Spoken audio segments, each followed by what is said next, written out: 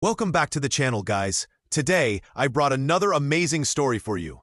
But before we start, let me ask you one small question. What if this beautiful, peaceful planet Earth gets connected to hell itself? What if there are monsters around you, much stronger and more dangerous than you? And what if, to protect your sister, you became a warrior? You gave your whole life to protect her. Every powerful treasure you found, every big opportunity you got, you gave it all to your sister so she could stay safe. But one day, your sister stabs you in the back and even takes your eyes out with her own hands. Why did she do that? Because she thought her brother was trying to control her life. Just because of that, she killed her own brother.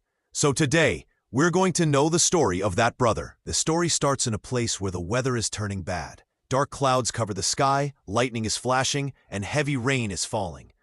Under that stormy sky, rivers of blood are flowing. Amid all those dead bodies, a beautiful girl stands holding a dagger. She says, "Ching Feng, you're really something.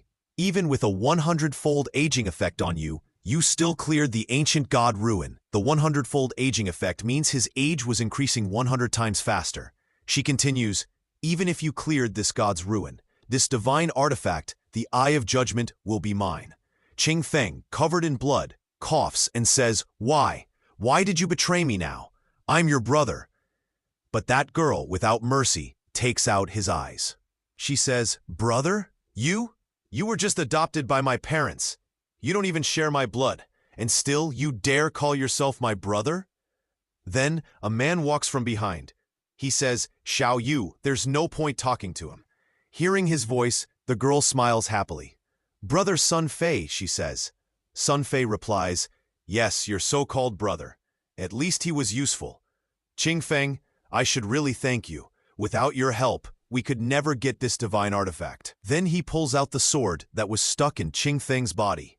He says, "This soul-stealing blade will suck out all your life in one strike. It took me a lot of effort to get it. So tell me, how's our farewell gift?"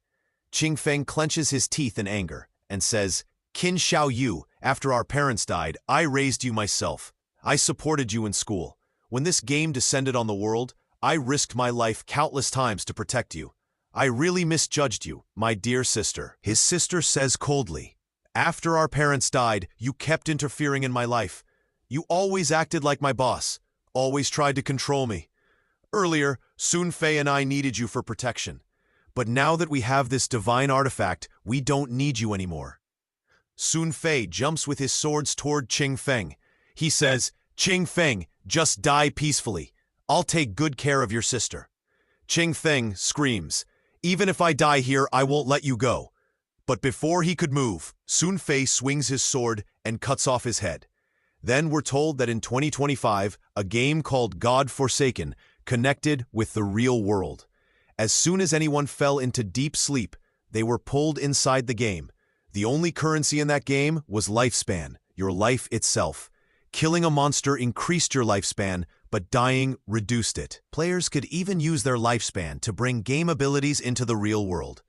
The strong ones could tear tanks apart with bare hands, split airplanes with a single sword, and even survive nuclear explosions. From that day, the world changed completely. Destruction spread everywhere. I struggled hard to survive with my sister. I faced countless dangers. Even then, I somehow reached the top 100 global powerhouses. After so many battles, I finally conquered the god's ruin, and as a reward, I got the divine artifact, Eye of Judgment. I had finally reached the peak. But who could have guessed that the price of my success would be betrayal from my own sister? All my efforts, everything I did for her, became nothing. My hard work just became a ladder for someone else's success. I couldn't accept that. If I ever got a second chance at life, I'd fight only for myself. Then we see darkness all around. Suddenly, moonlight breaks through. Under that moonlight, our hero Quang Feng lies silently. Then suddenly he opens his eyes. He stands up in shock. "Where am I?" he says, looking around. This is the real world." He touches his neck, checks his phone, and says, "Wait, didn't I die? Why does it say the year 2025? He looks outside. The city lights are shining bright. Am I reborn? He wonders. Have I gone 9 years back to the time when the God-forsaken game first descended. Next morning, his sister kicks the door open, wearing a school uniform. She yells, "Kwang Feng, you're at home, then why didn't you answer my call?"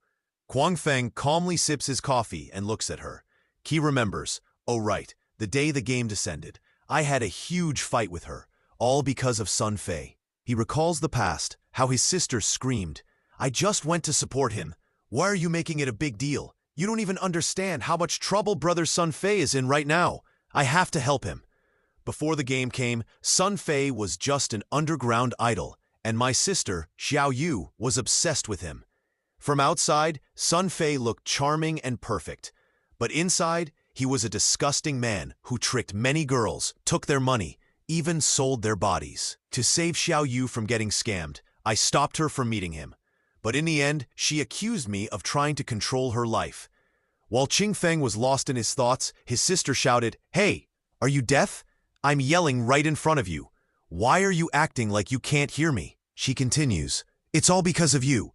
Because of you, brother Sun Fei dropped from the top rank this month. If you had given me money for his rank up..."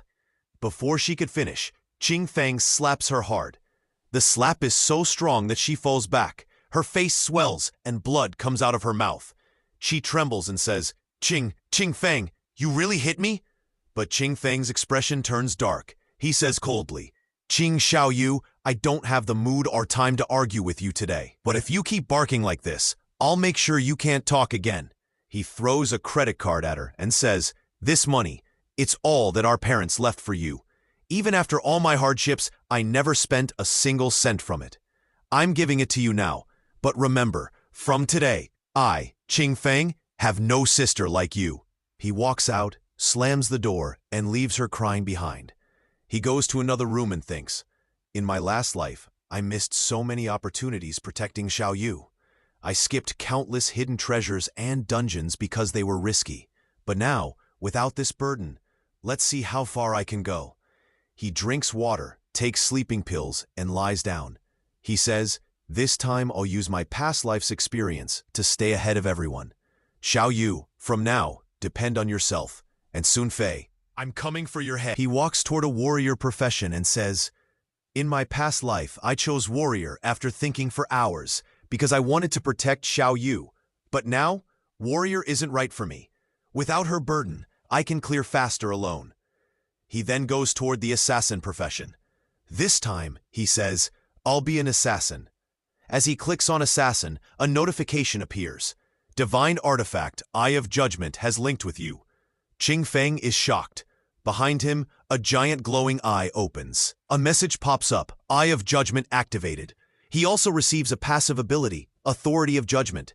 It says that as soon as Qing Feng enters the God-forsaken game, he'll instantly get the highest rank and talent.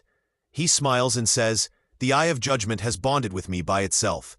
Maybe my rebirth happened because of this." But suddenly, dark spikes surround him and pierce his body. Before he can react, everything around him turns dark. A message appears. "Congratulations, you've gained a hidden profession. Synchronization complete." From the darkness, his hand emerges, and the message flashes. "You have become a shadow." Qing Feng steps out of the darkness. His white hair shines. Dark energy surrounds him. He says, "So this is the high-tier hidden profession for assassin. It's completely different from the warrior I chose last time. Just by getting this, I can already feel immense power." Then he notices his eyes. He says, "Every profession has a very small chance to unlock a high-tier hidden one, but my authority of judgment makes that chance 100% sure.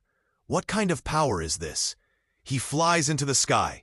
Behind him, a glowing eye appears. 2 messages appear. Authority of Judgment cannot be used by Primal Luna or Order in this universe. Only passive features are active. Qing Feng is shocked. What? Even Primal Luna and Order can't control it? He remembers. "In my last life, in the 7th year of the God-forsaken game, a powerful player left the God-abandoned realm and entered the realm of Order. Only then, humanity learned that the power of Order exists too. But after that, no other player ever reached it." He says, "I can't believe it. My journey has just begun, and I already have a power that surpasses everything. That means when I leave this godforsaken land and reach the realm of order, I'll be able to use this eye completely. He smiles and says, looks like my life has found a new goal. Then a notification appears. Profession change complete. Choose your alias. He says, alias? Oh, name. Since my profession was born from the shadows, let my name also be Shadow. A message flashes. Alias confirmed, Shadow. Entering God-forsaken land. A voice says, this barren land is full of deadly monsters. Be careful. They'll rip you apart to steal your lifespan. Leaving the town and killing monsters will give you tradable lifespan. But dying will cost you half your lifespan, both tradable and non-tradable. Then our hero makes a stylish entry into the town. A voice says, this area is Shell Town, a safe zone where no monsters or players can attack each other. Lifespan drains at normal speed, same as in reality. Around him, many people are talking. One says, where am I? What's this profession alias thing? Another says, I came for my night shift. What's happening? Jing Feng thinks. So many people have already entered the game. Soon, strong players from all countries will arrive and change this world completely. People look at Qing Feng and whisper, who's that guy? His profession looks different. Look at his dagger. Maybe he's an assassin. Another assassin says, I'm an assassin too, but why don't I look that cool? Look at his stats. He already has skills. Qing Feng thinks, if I want to stay ahead of these powerful players, I need to start training right away. No time to waste. He moves forward, and suddenly a bright light flashes. He covers his face. Then he sees a group of players appearing, all wounded and screaming. We just died and got teleported to the town. One yells. Those wild monsters are so strong. One bite killed half our team. We used all our strength and barely reduced 1/3 of its health. Another shouts, my lifespan. I lost half my life. They all run toward a girl and say, Sister Liz, what should we do now? The girl holds her head, thinking. Then she sees Qing Feng standing nearby. He looks calm, confident, and very different. Qing Feng thinks she has a small bow. Looks like she has a hidden profession too. The girl smiles proudly and walks to him. She says, hey big brother, looks like you have a hidden class too. Wanna join our team? The monsters outside are too dangerous. We can't handle them alone. We have experience. Qing Feng replies, experience? You mean the experience of dying? No thanks, he says and walks away. Her teammates get angry. They shout, stop pretending to be cool. If we 5 couldn't beat that monster, how will you do it alone? One guy smirks and says, don't worry. He's just a hidden class noble type. If he can't kill the monster, he'll at least run back here. The girl checks his status and sees his name, Shadow. She says, trying to act high and mighty, huh? Then she turns to her team and says, let's follow him. Maybe we'll see how strong he really is. Or maybe we'll just watch him die.